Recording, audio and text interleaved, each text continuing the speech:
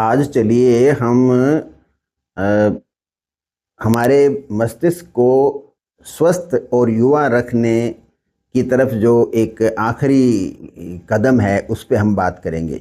इससे पहले हम करीब 6 अलग-अलग कदमों की बात कर चुके हैं, तो आज का क्या कदम होगा हमारा?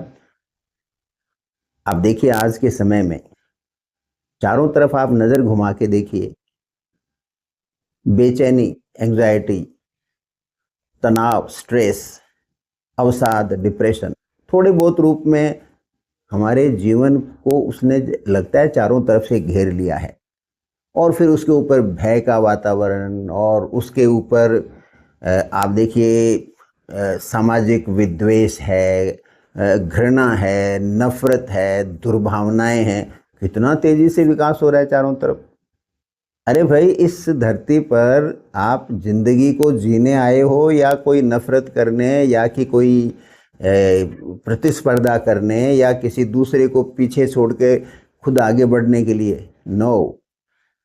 ज़िंदगी का उद्देश्य सिर्फ एक होना चाहिए कि आप ज़िंदगी को जियो। और जब आप ज़िंदगी को जीने की योजना बनाते हो तो आपको बहुत सारी चीज़ों की आवश्यकता नहीं है। आपको बड़ी लिमिटेड 10-15 चीज़ चाहिए, वो एक्वायर करना आज के समय में बहुत मुश्किल भी नहीं है, वो डूएबल है, आप आराम से कर सकते हो। उसके बाद में आप अपने अंदर जीवन को विकसित होने दो। छोड़िए दिखावा, कुछ नहीं मिलने वाला है। प्रतिस्पर्धा में आज तक कोई जीता नहीं है और आज तक कोई यहाँ पर खाली सपनों में चक्रवर्ती सम्राट बने लोग, वास्तव में कोई नहीं बना है। क्योंकि हर विजेता है वो दसियों हार उसके साथ खड़ी हैं। डिफीट्स हैं, उनकी कहानियाँ दबा दी जाती हैं और विक्ट्रीज़ को हाईलाइट किया जाता है। ये इतिहास इस चीज़ का गवाह है। तो इससे हमें दूर हटना है। हमें ये बिल्कुल घोषित करना है कि मैं किसी भी प्रतिस्पर्धा में नहीं हूँ। मैं तो यहाँ आनंद की तलाश में हूँ, ज़िंदगी जीने की तलाश में हूँ। आप छोड़िए, पकड़ने की बजाय छोड़िए। पकड़ोगे तो मुट्ठी में दर्द होने लग जाएगा थोड़ी देर बाद में, छोड़ोगे तो अच्छी नींद आएगी। करके देख लीजिए, छोड़ना सीखिए। सिर्फ लेने लेने की बजाय थोड़ा देने का अभ्यास कीजिए। मानसिक तनाव, एंग्जायटी, बेचैनी सब दूर हो जाएंगी।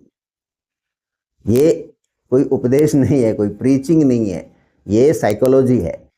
ह्यूमन साइकोलॉजी का एक बहुत बड़ा एस्पेक्ट है। ये रियल स्पिरिचुअलिज्म है और यही आपके ब्रेन को युवा रखेगा। क्योंकि जो ही आप में किसी भी तरह का मानसिक तनाव पैदा होता है, अवसाद पैदा होता है, तो आपके जो हार्मोन्स हैं उनका पूरा का पूरा सिस्टम डिस्टर्ब हो जाता है। आपके इतने टॉक्सिन्स रिलीज होते हैं, ऑक्सीडेंट्स इतने रिलीज होते हैं ब्रेन में, फ्री रेडिकल्स की बाढ़ से आ जाती है जो कि आपके ब्रेन की कोशिकाओं को तरह तरह से नुकसान पहुंचाती है। और याद रखिए, नर्व सेल्स यदि डैमेज हो जाती हैं तो दोबारा मोस्ट प्रोबेबली तो बनती नहीं है।